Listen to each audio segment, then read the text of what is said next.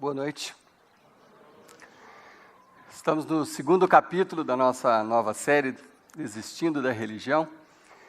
E vamos ser sinceros, como sempre aqui na capela, vamos ser bem sinceros hoje. As religiões podem ser muito estranhas de vez em quando.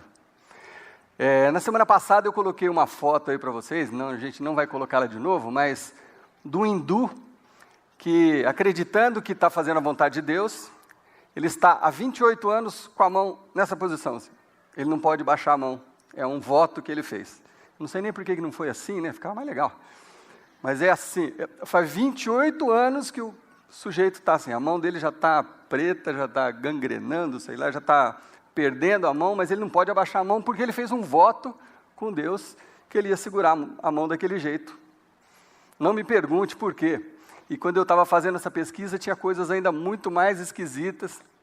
Gente que não pode sentar nem deitar, hindu também, não pode sentar nem deitar. Então o cara tem um andadorzinho, assim, igual de criança, que ele fica apoiado aqui, ele dorme assim, encostado naquilo, porque fez um voto com Deus também. Então a religião pode ser muito estranha, muitas vezes, dependendo do que você está olhando, dependendo do seu ponto de vista. E aí que é uma coisa importante. Normalmente nós achamos que a nossa não é estranha, a dos outros é estranha. Geralmente é assim, nós, de um modo geral, quando é com você, você achou a religião, a revelação e tudo. Os outros é que são estranhos. Então, por exemplo, se você está aqui hoje pela primeira vez, você deve estar achando que isso aqui é meio estranho. Porque começar com a música da Adele, e fumaça, luz, e vídeo, você fala, tem alguma coisa errada com esse povo. Porque a igreja, supostamente, precisa ser um lugar de silêncio, de reverência. Não é assim que muita gente pensa? E aí a pessoa que está aí do seu lado, talvez se fosse na sua igreja, ela ia achar muito chato, muito monótono, muito quieto demais. Então você percebe? Nós sempre temos um ponto de vista pessoal, nós estamos certos, os outros é que estão errados. Outra coisa que acontece com as religiões com frequência, é que as religiões começam também a ser supersticiosas. Começa a ter superstição nas religiões. Sabiam disso? Por exemplo, vocês já ouviram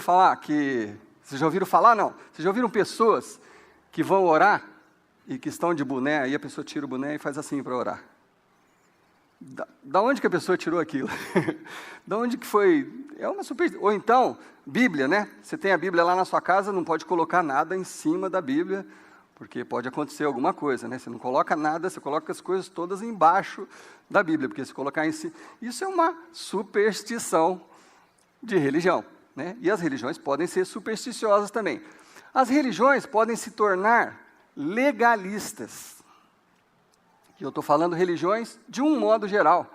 Você começa a se apegar demais às regras, às leis, e isso pode, isso não pode, isso tem que ser assim, isso não tem que ser assim, e aquele monte de coisa, e você acaba ficando legalista, porque você precisa seguir aquela lei, e você chega à seguinte conclusão, que se você não conseguir cumprir aquelas coisas, Deus não te ama mais. E o pastor também não, você precisa ir embora. Então você precisa cumprir todas aquelas regras, todas aquelas leis, por quê? Porque a religião pode se tornar legalista. O amor de Deus depende de um monte de regras que você é obrigado a cumprir. Se você descumprir, Deus vai ficar de mal de você. Daí vem um problema maior. Porque você e eu e todos nós, ninguém consegue cumprir todas as regras. Percebe? Nenhum de nós. Por melhor que seja, eu não consigo cumprir tudo perfeitamente. Acertar sempre, o tempo inteiro. Não, eu não brigo com a minha mulher, não falo alto lá em casa. No trânsito, a pessoa me fecha, eu falo, seja abençoado, meu querido. Confesso para vocês que não é bem assim. Tem dias e dias. Então, a gente não consegue cumprir todas as regras. E aí vem uma coisa pior. A religião pode se tornar hipócrita. Você começa a agir com hipocrisia. Porque você não consegue atingir aquilo, mas como é sua meta cumprir todas aquelas regras, você finge que consegue. Você finge que consegue, você finge que você é bonzinho, você finge. Então, quando você está na igreja, você fala maciozinho com todo mundo. Boa noite, como foi a sua semana? Você muda seu tom de voz. Isso, desculpem a sinceridade, desculpa falar na lata, mas isso tem um nome, é hipocrisia. Hipocrisia. A gente começa a vestir máscaras. E eu não quero adiantar muita coisa, mas uma série que nós estamos por começar aqui na capela, que eu estou estudando, estou trabalhando nela, vai ser exatamente falando sobre máscaras, como a gente usa máscaras para viver, em todos os sentidos. Espero que seja uma série muito legal. Mas voltando ao nosso caso aqui, a religião pode se tornar, sim, hipócrita. Porque você não consegue cumprir as regras, você finge que cumpre. E aí vem o pior. Da hipocrisia, você vira um julgador. Então, aí, como você finge bem, e o outro ali, coitadinho, não sabe fingir ainda, está ali tropeçando e levantando, e eu caio e ele me levanta, e o cara está indo ali, você começa a apontar o seu dedinho. Ah, olha lá, está vendo? Coitado. Aquele é um coitado, eu não sei o que ele está fazendo na igreja. Porque ele está aqui agora, daqui a pouco ele está ali brigando com a mulher, daqui a pouco não sei o quê, porque esses dias presenciei, o cara estava fumando, não sei aonde. Você começa a dar de dedo, você começa a julgar as pessoas. Olha o perigo que pode se tornar ser um religioso. Por isso, por superstição, por legalismo, por hipocrisia, por ser julgador, é que eu consigo entender quando algumas pessoas, e talvez seja o seu caso, algumas pessoas começam a perder aquele encanto por procurar Deus através da religião. As pessoas começam a desanimar, as pessoas começam a desistir das religiões. Eu confesso para vocês que eu consigo entender quando isso acontece, por tudo isso que nós estamos falando, por aquelas coisas que nós falamos na semana passada também. Historicamente, quantas coisas que a igreja já fez em nome de Deus, puxa vida, eu consigo, dentro do meu coração, ser sensível às pessoas que às vezes estão desanimadas, estão abandonando a fé. O problema é você misturar essas coisas, hipocrisia, julgamento, etc., se misturar essas coisas que estão relacionadas com a religião, se misturar isso com Deus. Esse é o grande problema. E isso é a coisa que mais entristece o meu coração. Quando eu sei de uma pessoa, e eu convidei algumas para estarem aqui, eu não sei se estão, eu sei de uma pessoa que está magoada com Deus, brigou com Deus. Eu tenho absoluta certeza que em 99% dos casos, a pessoa brigou com a religião, não foi com Deus. Só que ela embola tudo, ela acha que o problema é Deus. E muitas vezes isso aconteceu por quê? Porque a pessoa não estava procurando Deus nos lugares certos, nas pessoas certas, no sistema certo. Só que por ver isso e ver aquilo, e aquele desapontamento aqui, aquele problema ali, a pessoa coloca tudo no mesmo saco, como diz a nossa cultura popular, e acaba achando que o problema é com Deus, e acaba se afastando, e acaba desistindo da religião, desistindo de Deus. E eu não estou falando só das outras religiões, não. Eu posso falar dos evangélicos. No próprio meio evangélico tem muita coisa estranha, esquisita. Se você ligar a sua televisão, tenho certeza que você tem grande possibilidade de ficar chocado com muita coisa que você vai ver no meio evangélico. Abusos, aquela busca louca por prosperidade, não sei o quê, e você tem que dar tudo para a igreja, e não sei o quê. Você começa a olhar para aquilo, você desanima. Muitas pessoas estão desapontadas com as igrejas evangélicas também, como com as outras religiões, por coisas que as pessoas estão vendo.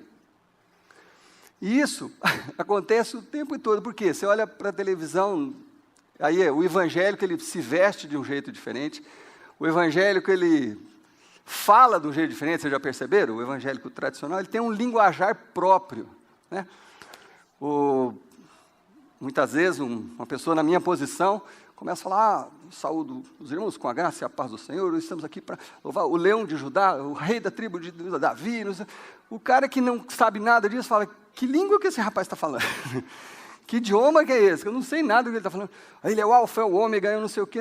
É um linguajar próprio do evangélico, que as pessoas não se conectam com aquilo. Então fala, pô, esse povo é esquisito. Tem até uma historinha, não sei se vocês conhecem, de um cara acabou de ter uma experiência com Deus, se converteu, começou numa igreja dessas bem avivada, cheia das frases fortes, de efeito e tal, né? Não estou menosprezando, é só porque a história é engraçada. Então o carinha chegou lá, e ele ouvia tudo isso, e tinha um irmãozinho lá, que sempre que ele orava, o irmãozinho começava assim, Senhor dos exércitos, e aí ele começava a oração, e esse irmãozinho ouvia aquilo, e falava, pô, que bonito, né? Que bacana falar isso. Um dia vai chegar a minha vez de orar, né? E aí eu vou querer impressionar também. Aí chegou o dia dele orar, ele falou, hoje, deixa comigo. Aí o pastor falou, eu queria que o irmão ali fizesse uma oração. Ele começou, Senhor dos exércitos, da marinha e da aeronáutica. Falou, agora... Sei lá porque... Porque é um linguajar estranho às pessoas de fora. A gente acaba se acostumando com isso. Mas é esquisito por de fora. O cara fala, por que a pessoa está falando daquele jeito, né? Então, tem coisas esquisitas. O grande problema é você confundir esquisitice com Deus. Esquisitice com Deus. Se a gente for falar de outras religiões, então, puxa vida, quantas coisas esquisitíssimas tem, rituais e animais e morte, gente que fala com morto, gente que mata animal e usa sangue, não sei. Quantas coisas esquisitas tem nas religiões. O problema é você associar religião diretamente com Deus. E essa associação não é assim tão simples, tão direta, tão fácil de se fazer. O que acontece é que sempre, eu falei isso na semana passada, sempre, desde os primórdios da humanidade, o homem busca algo que preencha o vazio que ele tem dentro do peito. Aquele vazio existencial. O homem sempre buscou isso, e a forma como o homem consegue buscar isso, às vezes, é através das religiões. Mas, de alguma forma, ele quer preencher aquele espaço entre o visível e o invisível, entre o sacro e o profano, entre o homem e Deus. Nós sempre estamos desejando preencher esse vazio que nasce conosco, e que a única forma de você preencher aquilo é encontrando verdadeiramente Deus. Mas por causa dessa busca, é que as religiões vão se multiplicando, e as teorias e as filosofias, e as pessoas acabam se desapontando, porque acham que estão buscando Deus num lugar, e às vezes Deus não está ali, e a pessoa sai com aquele desapontamento, e confunde aquele desapontamento, e acha que o desapontamento dela é com Deus. O que nós vamos falar hoje, nós vamos, eu até estava pensando nisso, eu lembrei de uma cena que tem num filme que está na moda na minha casa essa semana, que eu tenho um filhinho de 2 anos que está assistindo Shrek todos os dias, Shrek 1. E tem uma cena no Shrek, que o Shrek fala assim, o ogro é mais ou menos como uma cebola, você precisa ir descascando, tirando as camadas para você entender quem que é um ogro. Tudo bem, quem não tem filho não está sabendo do que eu estou falando, não tem problema. Um dia vocês vão saber do que eu estou falando. É mais ou menos isso que nós vamos fazer hoje. Nós vamos tentar tirar essas camadas, liturgias, superstições, cruz, não sei o quê, santo, tirar todas essas camadas e tentar chegar na essência do que é Deus, na essência do que é o Evangelho, na essência do que Deus quis fazer, tirar tudo, e ali nós vamos tirar muita casca de religião, muita casca de jeitos e procedimentos e rituais, nós vamos descascar a cebola, até a gente chegar na essência do que Deus quis fazer comigo e com você, com a humanidade. Porque se você olhar para isso, se você olhar para esse momento, se você olhar para o que Deus planejou para mim e para você, para o propósito de Deus, você vai ver que não tem nada disso. Tudo foi acrescentado pela religião. A essência não tem nada, é puro, é tão bonito, é tão pacificador, tão libertador, que você fala, puxa vida, isso é irrecusável, essa oferta é irrecusável. Então é isso que nós vamos tentar fazer hoje, você vai perceber que ali não tem hipocrisia, ali não tem julgamento, ali não tem nada dessas coisas que a gente está falando aqui desde o começo. Você não vai encontrar isso. Quando você descasca tudo que está em volta, você chega na essência, você vai descobrir que só tem amor, só tem coisa boa. Então, por isso, na semana passada eu deixei uma pergunta para todos vocês, os que estiveram aqui na semana passada. Para que você considerasse nessa semana, será que a sua falta de paz, será que o seu desapontamento com Deus ou com as religiões, será que não foi causado ou não está sendo causado pelo fato de que você tem buscado Deus nas coisas erradas, nas pessoas erradas, nos sistemas errados? Será que o seu desânimo, eu não sei o que passa no coração de cada um de vocês, não advém disso? De você estar procurando Deus da forma, às vezes errada, nos lugares errados, nas pessoas erradas, nos líderes errados, nas religiões erradas. Será que não é isso que pode estar acontecendo com você? Será que você não está a caminho? Ou quem sabe você já desistiu da religião? Você está aqui porque alguém insistiu muito para que você viesse. Será que você não chegou nesse ponto por isso? Por estar buscando Deus nos lugares errados? Hoje, então, nós vamos estudar uma passagem da Bíblia que é uma das minhas favoritas quando o assunto é falar da missão de Jesus, falar do Evangelho. É fantástico, mais uma vez envolve o apóstolo Paulo, que escreveu a maior parte dos livros do Novo Testamento, mas hoje nós vamos ler uma passagem que está lá no livro de Lucas, e que é muito interessante, porque Paulo, se você se lembra da semana passada, Paulo era um perseguidor dos cristãos, era a pior pessoa, se você for imaginar, para que Deus pudesse ter escolhido para ser um divulgador do Evangelho. Porque ele era um assassino de cristãos, ele perseguia, ele torturava, ele fazia eles blasfemarem, nós falamos de tudo isso com detalhe na semana passada. Mas, ele, aliás, era um homem extremamente religioso, que, num determinado momento, teve um encontro verdadeiro. Sem todas essas cascas, ele teve um encontro com Deus, com Jesus Cristo. Um encontro pessoal que mudou, pronto, do dia para a noite, ele mudou. De perseguidor dos cristãos, ele passou a ser um propagador do Evangelho de Jesus Cristo. Esse é o cidadão que nós vamos falar sobre ele hoje. E Lucas, que escreveu o livro de Atos, que é onde nós vamos ler essa passagem hoje, Lucas escreveu o livro de Atos. O livro de Atos, na verdade, não é um livro, são coletâneas de documentos escritos por Lucas. Foi uma encomenda que um importante homem da época chamado Teófilo falou: Lucas, eu quero entender tudo isso que está acontecendo, por favor, faz uma pesquisa detalhada. Foi isso que Lucas fez, juntou num livro. Isso são documentos históricos que podem ser encontrados, que hoje a gente conhece como livro de Atos. Atos, por quê? Atos, atitudes dos discípulos, dos profetas, dos seguidores de Jesus Cristo no primeiro século.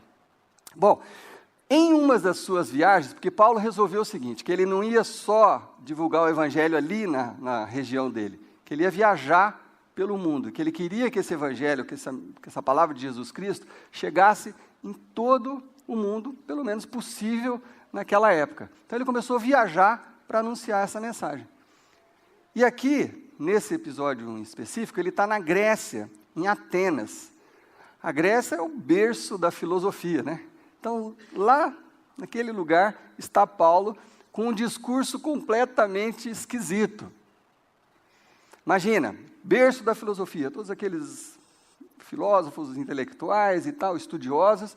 Paulo chega com uma palavra mais ou menos assim: olha, eu vim aqui anunciar uma novidade para vocês. Deus enviou o seu Filho a esse mundo para nos esclarecer todas essas coisas. Aí os caras, Deus enviou o seu Filho? Tá, cadê o rapaz? Aí Paulo, morreu. Morreu? Você está achando a gente com cara de trouxa? Não, mas ele ressuscitou. Ah, tá bom, agora você acha que nós somos trouxa mesmo. Era o discurso de Paulo, em Atenas, no berço da filosofia. É isso que ele estava para falar, uma mensagem completamente estranha. Mas, como vocês vão ver, muitas pessoas creram, mudaram de vida por causa da mensagem de Paulo. E Paulo não parou ali, ele viajou pela Itália, por tudo ali onde a gente conhece hoje como Europa, esse evangelho foi espalhado. Então, se você trouxe a sua Bíblia, eu queria que você abrisse lá em Atos, capítulo 17. Nós vamos ler alguns versículos juntos. Se você por acaso não trouxe a sua Bíblia, a gente vai projetar no telão também. Quando você vê ali Atos 17, 16 e entre parênteses NVI, significa Nova Versão Internacional. É a versão que a gente usa da Bíblia aqui na capela, mas você, na sua Bíblia, se não for idêntica, é muito parecido do que a gente está lendo aqui. A gente vai começar no versículo 16, quando Paulo está lá, em Atenas, no berço da filosofia, e acontece um episódio bastante interessante com ele. Olha lá, versículo 16 diz o seguinte: isso é Paulo falando, enquanto esperava por eles em Atenas, Paulo ficou profundamente indignado ao ver que a cidade estava cheia de ídolos. Paulo começou a dar uma voltinha ali em Atenas, enquanto ele estava ali, e começou a observar que para tudo que é lado que ele olhava, tinha um templo para algum deus, tinha uma estátua para um deus, tinha cerca de 30 mil deuses em Atenas nessa época. Então, para todo lado que ele olhava, tinha lá uma imagem de algum deus, deus da chuva, deus do sol, deus do dia nublado, sei lá, tinha deus para tudo. E ele começou a observar que o povo era muito religioso. Concorda? Porque tinha Deus para tudo, então tinha os devotos do Deus nublado, os devotos do Deus do dia de sol, da colheita, tinha devoto para tudo. Ao mesmo tempo que ele percebeu que o povo era muito religioso, e vocês vão concordar com a dedução de Paulo, ele descobriu uma coisa, que havia uma incerteza muito grande. Concorda? Para que tanto Deus?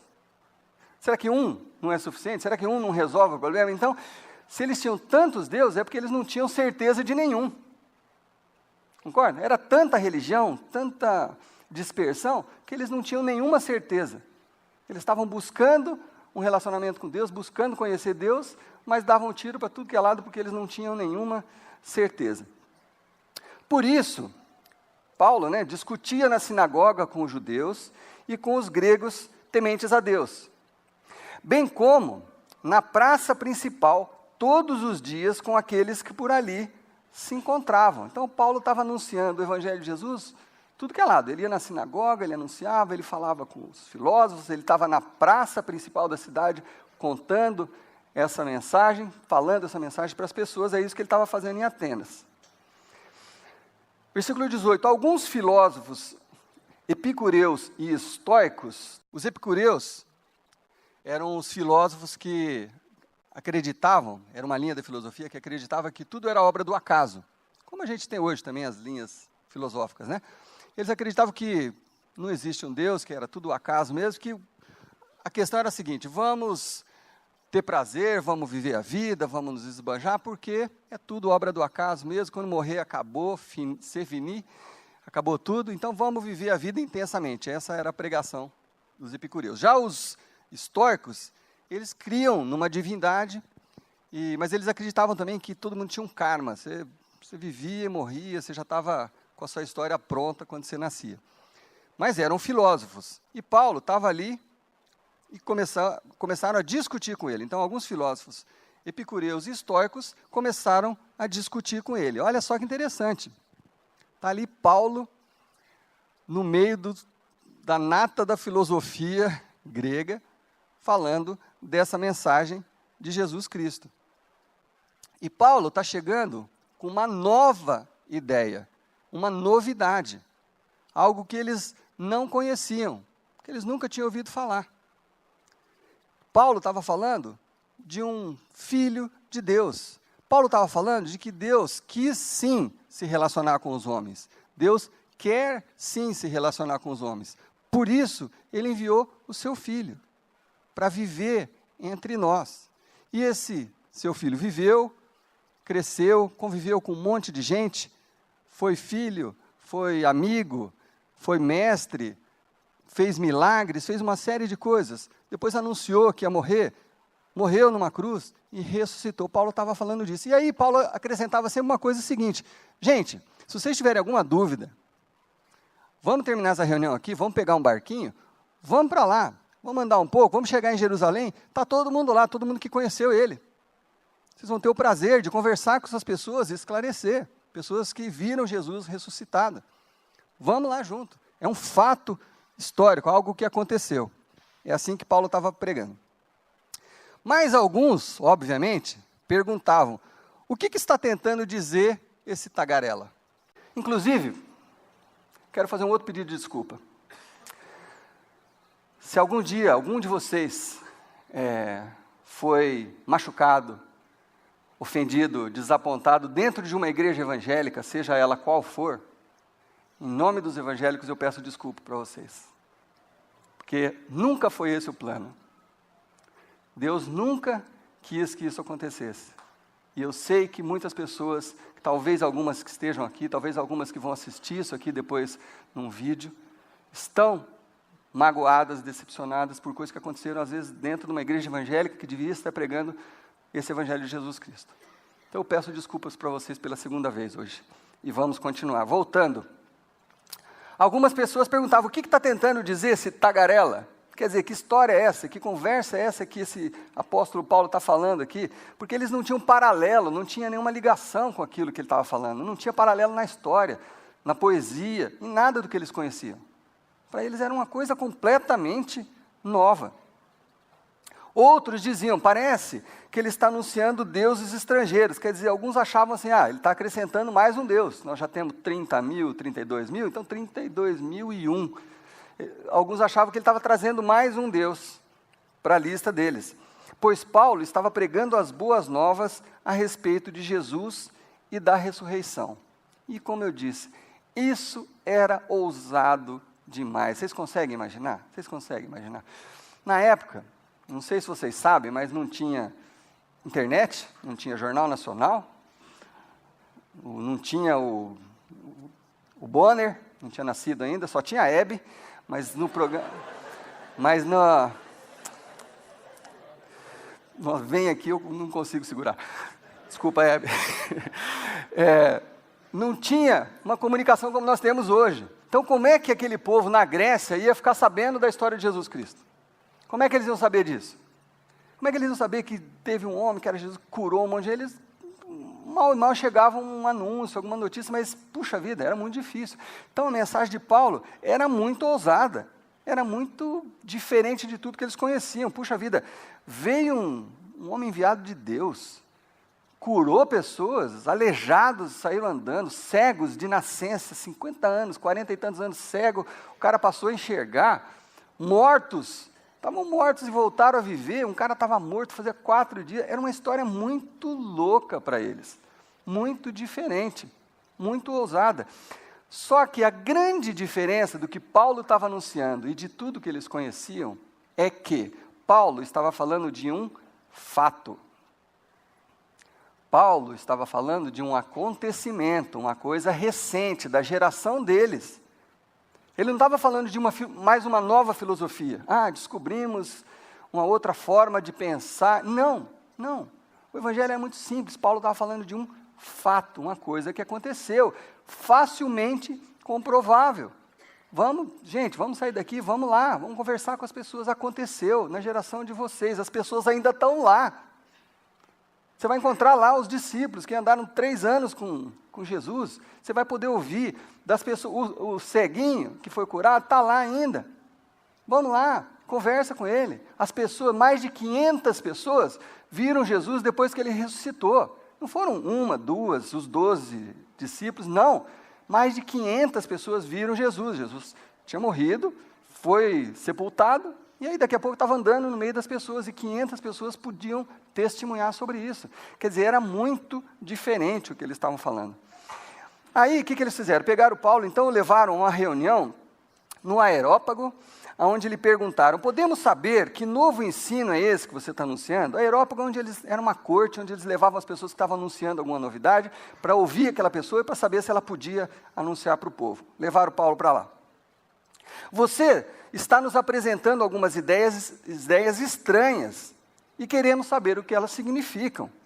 Todos os atenienses e estrangeiros que ali viviam, não cuidavam de outra coisa, a não ser falar ou ouvir das últimas novidades. Quer dizer, como eu disse, como era o berço da filosofia, todo aquele povo só ficava ali debatendo e conversando, e será que é assim, será que é assado? Ah, e aquele Deus e aquele outro? Eles ficavam ali conversando o tempo todo, eles só cuidavam de fazer isso. Então Paulo levantou-se na reunião do Areópago e disse, e aí que é a minha parte favorita dessa passagem.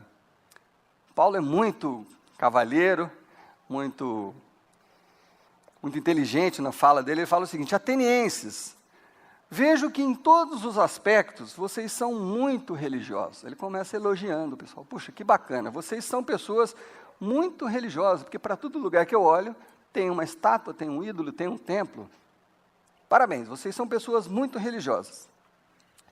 Pois andando pela cidade, observei cuidadosamente seus objetos de culto, e encontrei até um altar com a inscrição, ao Deus desconhecido. Na dúvida, vamos fazer mais um altar? Já tinha lá, não sei quantos mil, 32 mil. Na dúvida, eles tinham mais um altar para um Deus desconhecido. Vai que nós esquecemos de algum, né?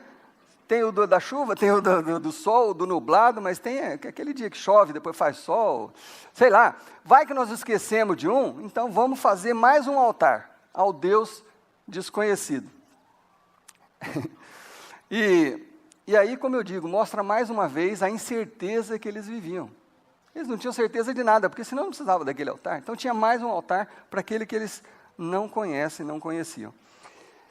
E isso, por mais louco que possa parecer para a gente, por mais diferente, é mais ou menos o que acontece com a gente.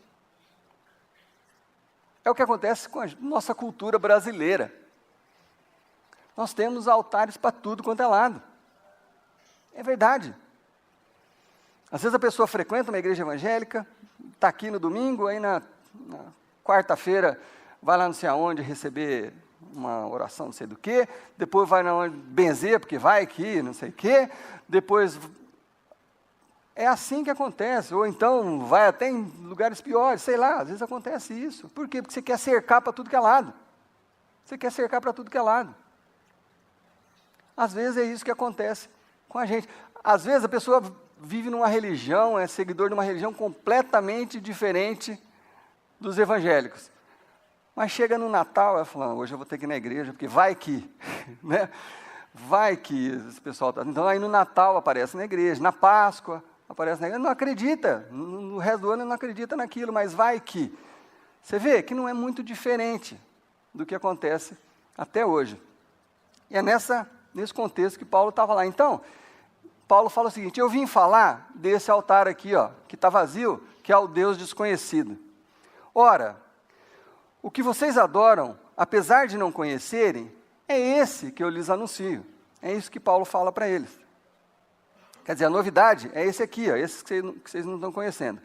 O Deus, e aí ele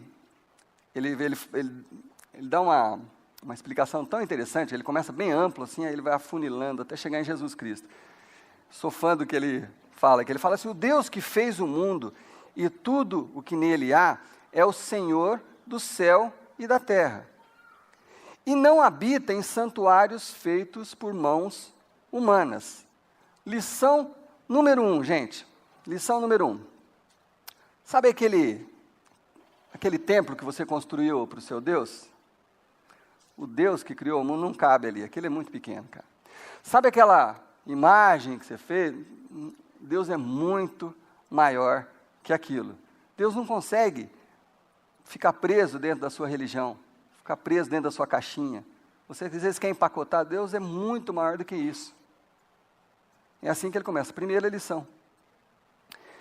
Ele não é servido por mãos de homens, como se necessitasse de algo. Porque ele mesmo dá a todos a vida, o fôlego e as demais coisas. Lição número 2, Deus não precisa de nada do que é seu. Deus não veio tomar nada de ninguém. Ah, mas não é isso que o cara da televisão falou. Problema do cara da televisão. Deus não veio tomar nada de ninguém. Deus não precisa. Ué, o que você vai conseguir dar para Deus? Tá, ó Deus, agora, essa semana eu vou dar uma oferta gorda, hein?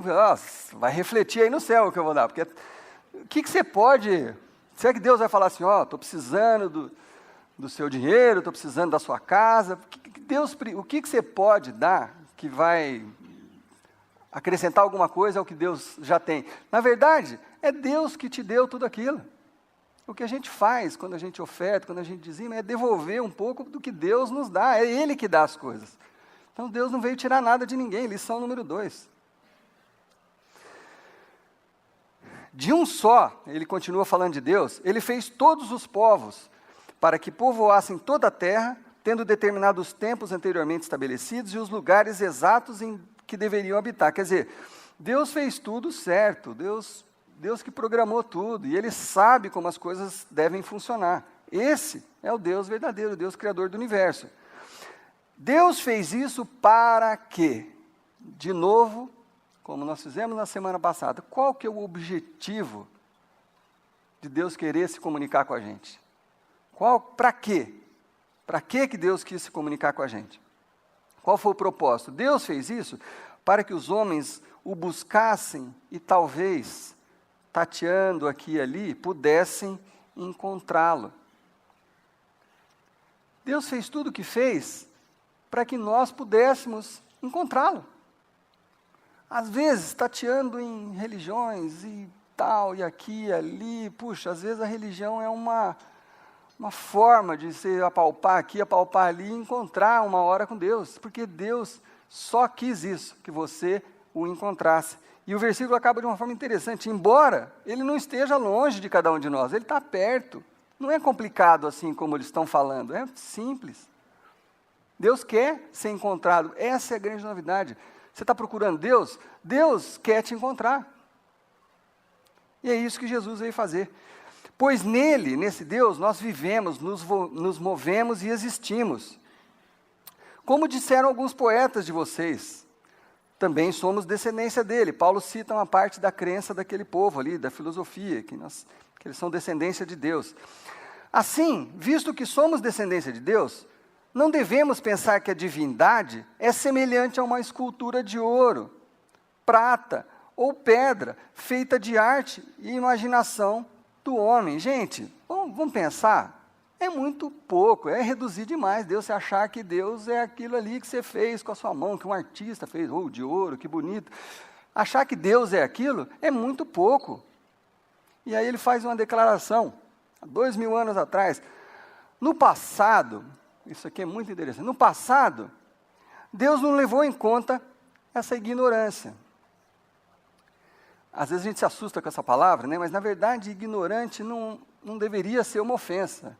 Ignorante é uma pessoa que ignora, que desconhece, né? Então Paulo está falando assim, no passado Deus não levou em conta que vocês não sabiam dessa novidade. Então vocês faziam isso, faziam aquilo, seguiam ídolos aqui e ali, faziam templos e tal. Deus não levou em conta isso, porque vocês eram ignorantes. Tudo bem, vocês fizeram o que fizeram artefatos, fizeram rituais e tudo. Tudo bem, Deus perdoa, porque vocês eram ignorantes, vocês não sabiam. Mas agora vocês estão conhecendo a verdade, mas agora Deus ordena que em todo lugar se arrependam. Esse é o plano. Esse é o plano de Deus. Ele quer, sim, te encontrar. Você está procurando? Ele também está te procurando, ele também quer te encontrar. E ele quer que você seja perdoado, quer que você se arrependa da vida que você tem levado, que às vezes tem entristecido a Deus, às vezes tem desapontado a Deus. Deus quer te dar a oportunidade de se arrepender, e às vezes a gente pensa em arrepender como uma coisa, um imperativo, senão você vai para o inferno. Arrepender, na verdade, do grego, essa palavra quer dizer mudança de mente, mudança de pensamento. Deus quer te dar a oportunidade de mudar. É isso, o propósito é esse, Ele quer te dar a oportunidade de mudar. É hora de você conhecer a verdade e entender, agora eu conheço a verdade, agora você não é mais ignorante, você não ignora mais, você não desconhece. A verdade é essa, Deus quer te conhecer, Ele quer te dar a oportunidade de se arrepender e de ser perdoado. Pois Deus estabeleceu um dia em que há de julgar o mundo com justiça, por meio do homem que designou, que é Jesus. E deu provas disso a todos, ressuscitando-o dentre os mortos. Isso aqui é o que faz toda a diferença. A ressurreição de Jesus é o que faz toda a diferença. Muitas pessoas anunciaram um monte de coisa, muitos filósofos falaram um monte de coisa, muitos líderes falaram um monte de coisa, mas nenhum deles venceu a morte. Falou assim, eu vou morrer e daqui 2 dias, 3 dias, vocês vão me ver andando por aí de novo.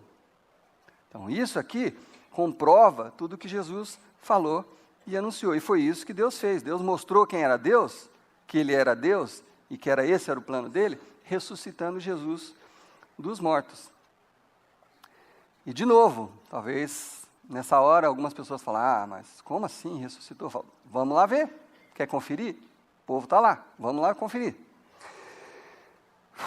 Aí, o que aconteceu quando Paulo falava tudo isso? Aconteceu aqui o que vai acontecer nessa noite, o que tem acontecido durante os séculos e que vai continuar acontecendo. O que aconteceu? Quando ouviram isso sobre a ressurreição dos mortos, alguns deles zombaram. Outros disseram, a esse respeito nós ouviremos outra vez. Não me convenceu. Vamos pensar sobre isso, vamos ouvir outra vez.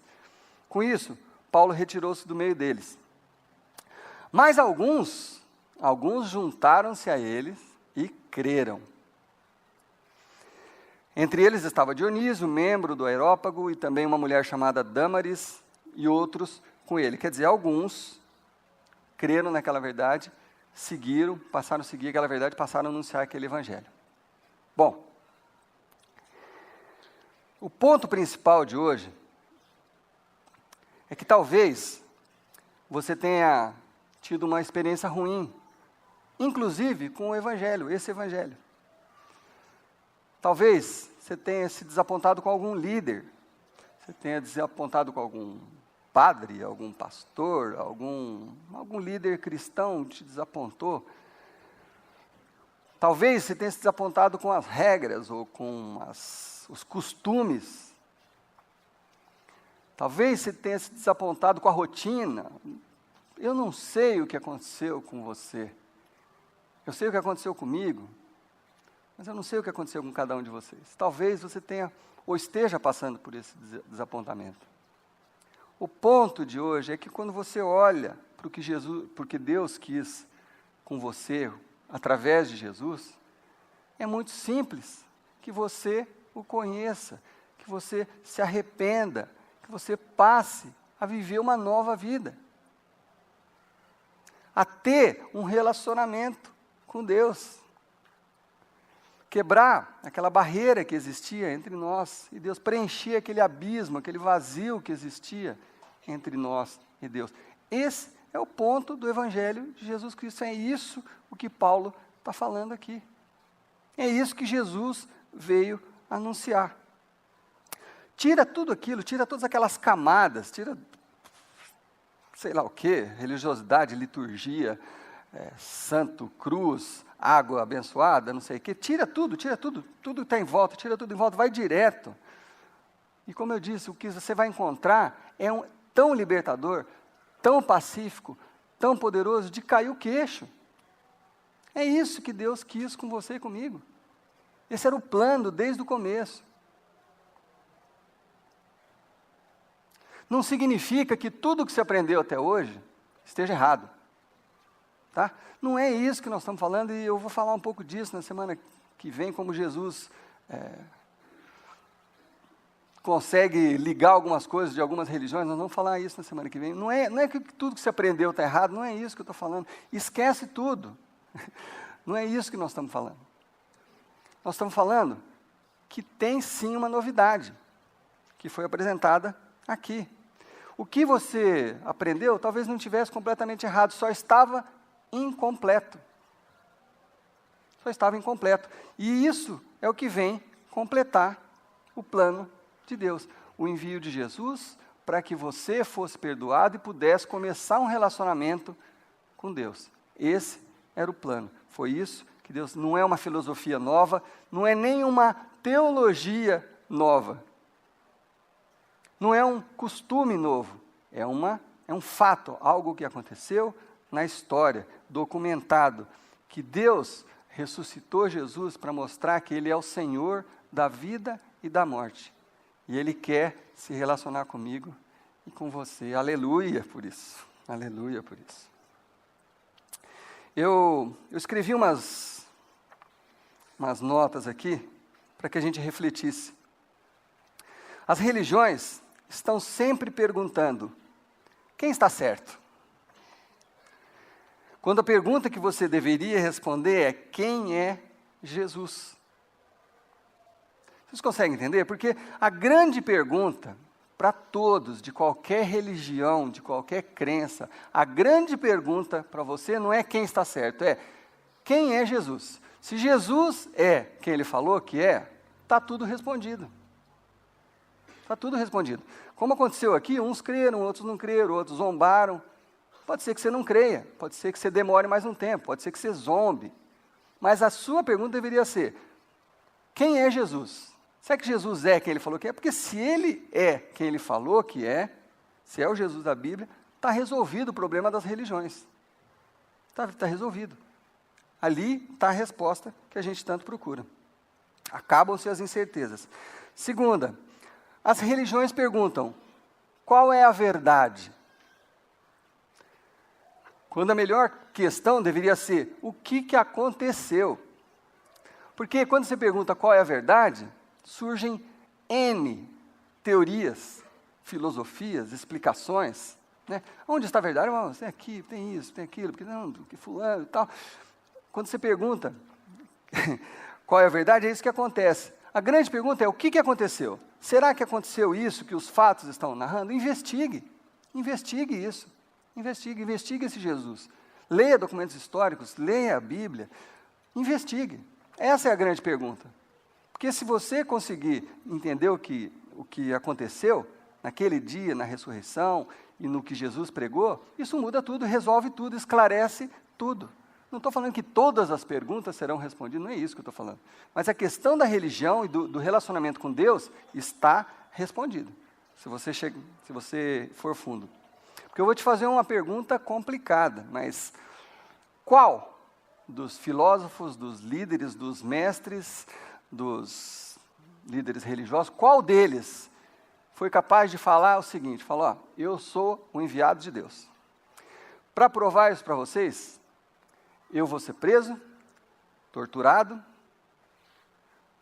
vou apanhar muito, depois vou ser pregado numa cruz, vou verter o meu sangue ali, vão zombar de mim, vão cuspir na minha cara e vão me colocar num túmulo. E depois de 3 dias, no terceiro dia, eu vou ressuscitar. É uma boa prova de que eu estou falando a verdade? Qual dos líderes seria capaz, ou fez ou faria alguma coisa dessa? Pergunta aos líderes que você conhece, ou que você estuda. Pergunta se Maomé é capaz de fazer isso, se Buda, se Maria, se Pedro, se sei lá o quê. Pergunta se alguém seria capaz de fazer isso. Essa é a questão. Se Jesus é quem Ele diz que é, está resolvido. Está resolvida a questão da religião. Terceiro, um dos problemas com as religiões é saber o que Deus quer de nós. A grande questão do cristianismo é: veja o que Deus fez por nós. As religiões, elas tratam a coisa, quando você entra numa religião, você pensa assim: puxa, qual que é o sacrifício que eu vou ter que fazer para alcançar o favor de Deus? Para que Deus se agrade de mim e me abençoe. Qual que é o sacrifício que eu tenho que fazer? É geralmente essa a pergunta de quando você está se envolvendo numa religião. E o cristianismo, sem as cascas, o cristianismo verdadeiro, está falando assim: gente, vejam o sacrifício que foi feito para que você se relacionasse comigo. Deus fala assim para a gente. O sacrifício já foi feito. Eu fiz o sacrifício. Eu não estou pedindo que você faça. Eu fiz o sacrifício. Eu mandei meu filho para morrer por você.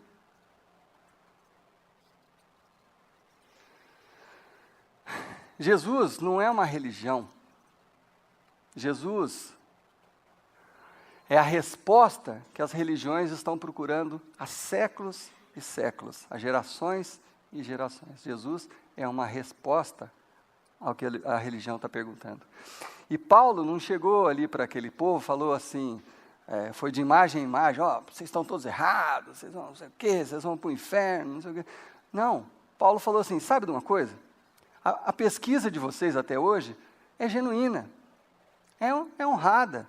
Todo homem nasce com essa necessidade de saber quem é Deus, se existe vida após a morte, se existe um Deus, como me relacionar com ele. Todo mundo tem essas questões, então tudo bem se vocês seguiram esse ídolo, esse templo, essa religião, até hoje tudo bem. É uma necessidade do homem, eu consigo entender isso.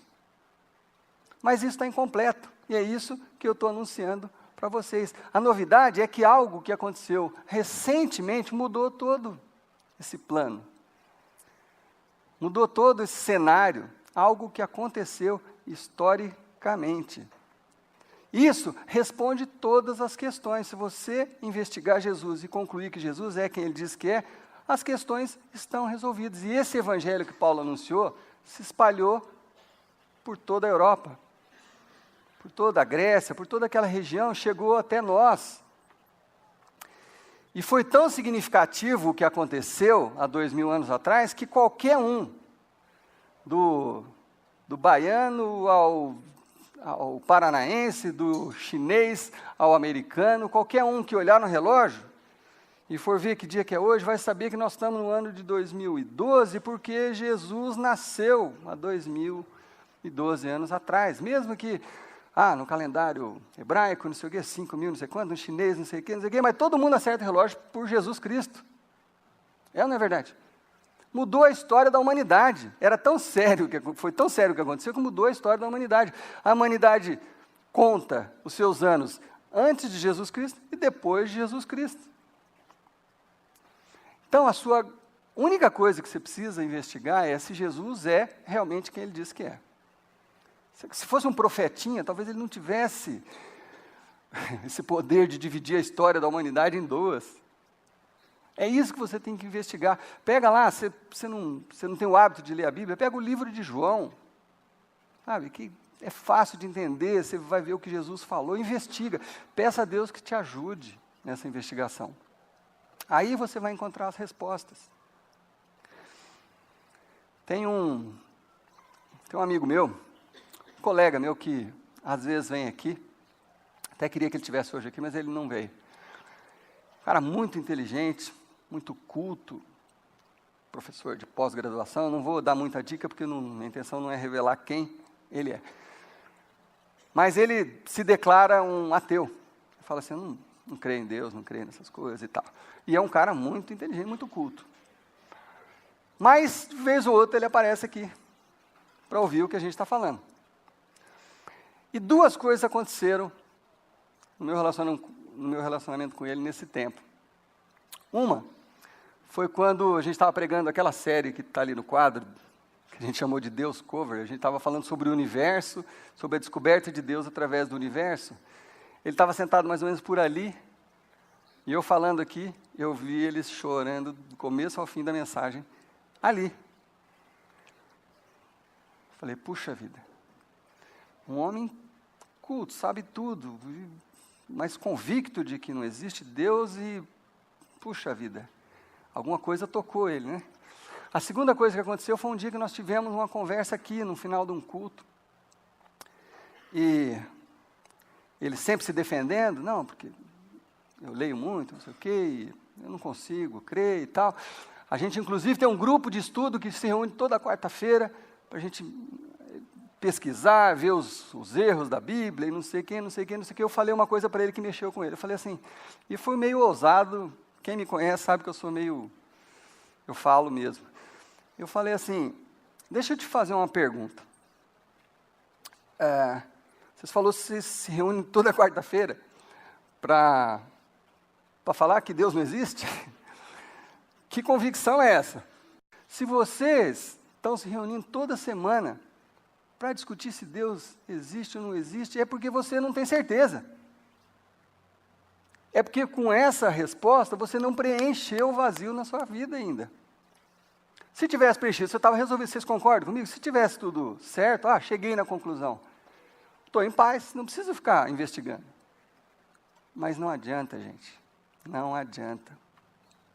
Nem ele, nem eu, nem você, não vamos nunca encontrar uma paz sem ser nessa verdade da palavra de Deus, sem ser em Deus. Esse vazio que nasceu com todos nós, só Deus pode preencher. Então, a minha proposta para você é que você investigue, que você não tenha medo de procurar esse Jesus. Na semana que vem, nós vamos falar de como Jesus resolve essas questões entre as religiões. Mas eu quero que hoje fique no seu coração, na sua mente, talvez nas suas anotações, que se você ainda está tendo conflitos, se você está desistindo, se você está cansado, quem sabe você não esteja procurando Deus da forma correta, talvez no sistema correto, talvez com as pessoas certas. Quem sabe você tem a oportunidade, essa semana, de realmente conhecer o Deus sem todas essas camadas, o Deus verdadeiro, a essência do que Deus quer, que é muito simples. O Evangelho é simples. Deus te amou tanto que Ele mandou Jesus para morrer por você. E todos aqueles que creram, todo aquele que crê em Jesus será salvo. Esse é o Evangelho sem camadas, puro e simples. E Deus quer com isso que você comece um relacionamento com Ele, porque a sua vida aqui vai ser melhor se você seguir o que a Bíblia ensina, o que Jesus veio falar para nós sobre Deus. Olha, o plano de Deus para a sua vida era assim, assim, assim. Esse era o plano de Deus, para você ter uma vida melhor, para você ser feliz, né? Esse é o plano. Então eu quero incentivar a todos, busquem, mesmo se você já se declara um cristão, mas que talvez, eu não quero ofender ninguém, mas talvez você esteja vivendo aquela fase da hipocrisia, talvez você está fingindo, talvez você está fingindo que cumpre, talvez você está fingindo que você vem na igreja, mas no fundo, você sabe que você está representando. Não sei, não estou apontando o dedo para ninguém, por favor, não é isso, eu estou querendo chamar a atenção. Puxa vida, vamos pensar nisso. Será que eu estou me relacionando verdadeiramente com Deus? É esse o meu desejo, é essa a minha oração para vocês durante essa semana e durante essa série.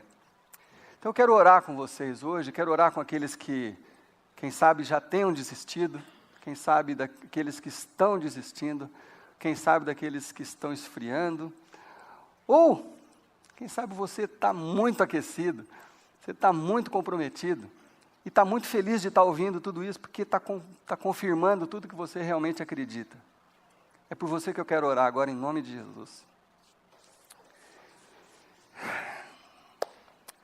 Senhor Deus, a gente, no decorrer da vida, nós ouvimos tantas vozes, tantos profetas, ou que se intitulam profetas, tantos líderes, que às vezes, Senhor Deus, estão apontando, não para Ti, mas para uma religiosidade, para um lugar onde o Senhor não está. E muitas vezes, alguns de nós caíram em ciladas, ou em armadilhas, ou em decepções, ou desanimaram por causa disso. Em nome de Jesus, Pai, em nome de Jesus, pelo poder desse Jesus que o Senhor enviou na terra como seu Filho e que ressuscitou, no nome desse Jesus, Pai, eu peço que o Senhor haja com poder na vida dos meus irmãos essa semana, Deus. Que em nome de Jesus o Senhor se revele a cada um de nós, Paizinho, na essência de quem o Senhor é. Que a gente consiga tirar todas as camadas de religiosidade e olhar nos Teus olhos, Senhor Deus, e receber esse amor que o Senhor está oferecendo, esse perdão que o Senhor está oferecendo, que a gente possa ter a humildade, Senhor Deus, de olhar nos Teus olhos e confessar: Deus, não está dando certo do meu jeito, eu estou arrependido de ter Te buscado, ou de não ter Te buscado. todo esse tempo, Deus, mas eu quero me relacionar contigo de todo o meu coração. E a Bíblia diz que Deus não deixa de se sensibilizar com uma oração sincera, com um coração quebrantado. Deus vai ouvir a tua oração em nome de Jesus, em nome de Jesus. Deus quer se relacionar com todos nós. Então, Deus, faça, Senhor Deus, eu te peço uma obra no coração de cada um dos meus queridos irmãos que estão ouvindo essa palavra, até aqueles que estão ouvindo pela internet, ou num DVD, ou num CD, seja onde for, Senhor Deus, que a tua mão esteja sobre essas pessoas, em nome de Jesus, trazendo essa revelação simples do Evangelho, trazendo o que Paulo anunciou para os atenienses, que o Senhor veio para que nós tenhamos vida e que sejamos perdoados e possamos ter um relacionamento verdadeiro contigo, Deus. Eu oro por essa igreja, Senhor Deus, pelos visitantes, Pai. Eu oro para que a gente nunca, Senhor Deus, nunca caia na armadilha da religiosidade, Pai. Que em nome de Jesus nós nos mantenhamos fiéis a essa palavra simples e tão profunda ao mesmo tempo, e tão transformadora, que tem mudado a vida de tanta gente, Senhor Deus. Que nós nos firmemos nessa verdade e que jamais abramos mão disso, Senhor Deus. E que a tua mão e o teu cuidado esteja sempre sobre nós. Eu te peço tudo isso em nome do Senhor Jesus Cristo. Amém.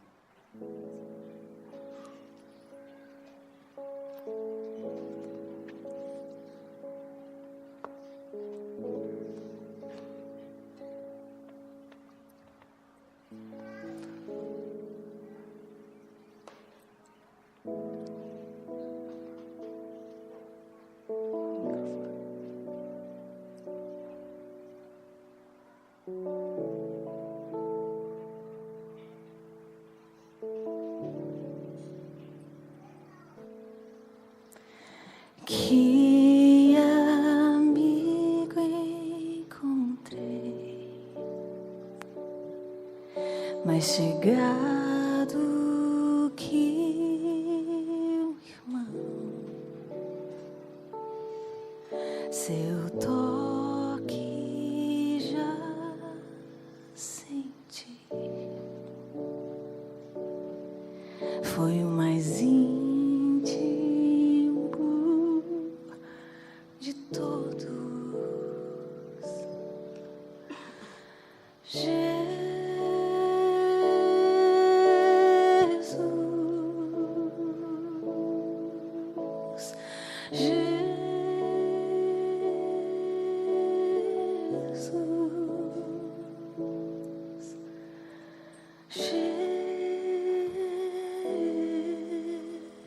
Jesus, amigo eterno,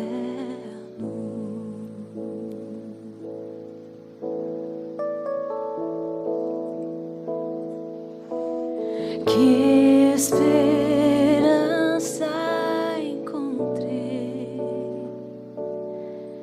mais fiel que uma mãe, meu coração, Pai.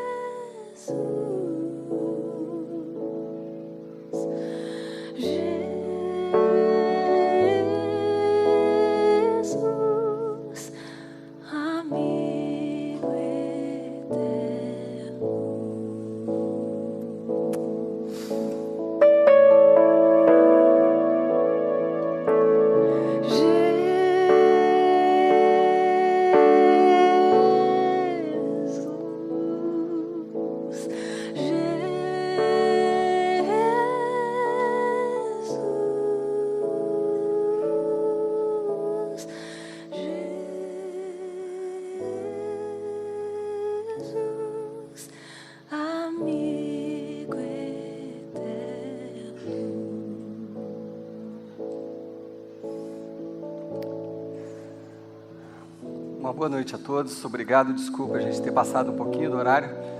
Semana que vem a gente está com a parte 3 dessa série.